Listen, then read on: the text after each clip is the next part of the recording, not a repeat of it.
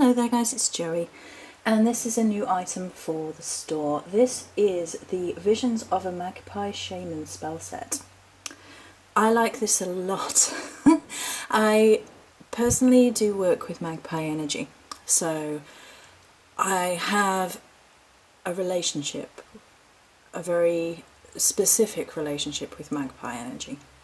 And as I created this, the two magpies were out in the garden, and I was like, we're feeling it, we're feeling it.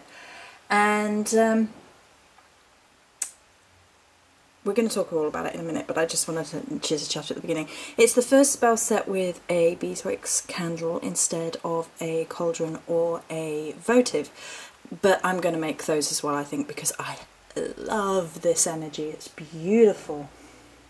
So the spell set actually does not contain the bowl, sorry, but it's a spell salt, a spell oil, and the candle. Now, the candle, all the herbs are rolled into the wax on the inside, giving it a nice clean burn, and hopefully, I'm going to try and use my torch to show you, aha, the glitter, because the light in here is shocking. It is grey as grey can be today, but it has this beautiful whitey blue glitter worked into the wax by me to give it the colour theme.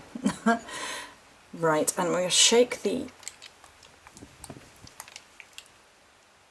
oil up. 1 second, you have a look at the spell salt. There we go.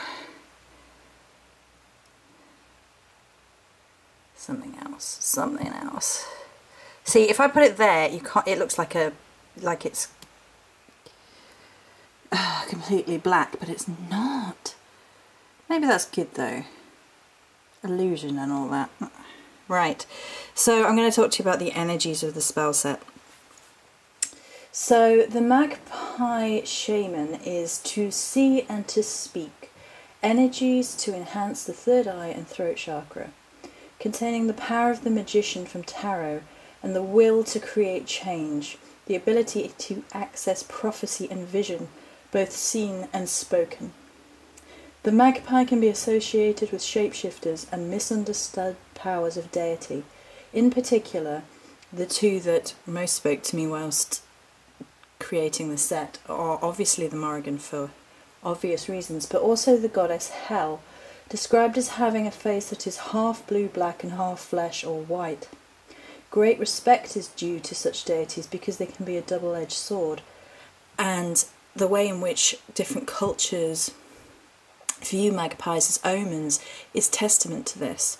They can be seen as a good omen or a bad omen depending on the culture, and I think that's very true of relationships with underworld or afterlife deity. In particular, it's worth noting here that I think it's an English tradition to nod to magpies as a sign of respect, and this is something I've done since I was very little, and I do it automatically even to this day. The dualism of magpie colours shows us about the duality of the world around us. It shows us how to balance showy and shy,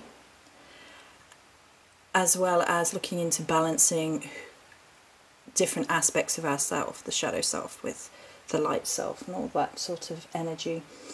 Magpies have the ability to open doorways to the realms of the spirit or the fae. They can help you to reveal your true self, your creativity, and help your brilliance to shine through. Magpies are monogamous. Indeed, if you have a magpie totem, it may have been a past life familiar. If this is the case, magpie will be permanently at your side.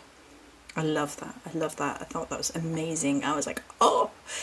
Magpies have always been around. Much like crows, they're similar. They're corvids as well, I believe. And they have a very similar-ish energy to crow. It's not exactly the same. It's a little bit more it's a little bit more of the mischievous, deviant, naughty side. They still have this ability to walk through worlds and to see past, present and future and help you access your past life, but they're a little bit more risk takers, a little bit more naughty. They show off to their partners by risking their lives and taunting eagles and things.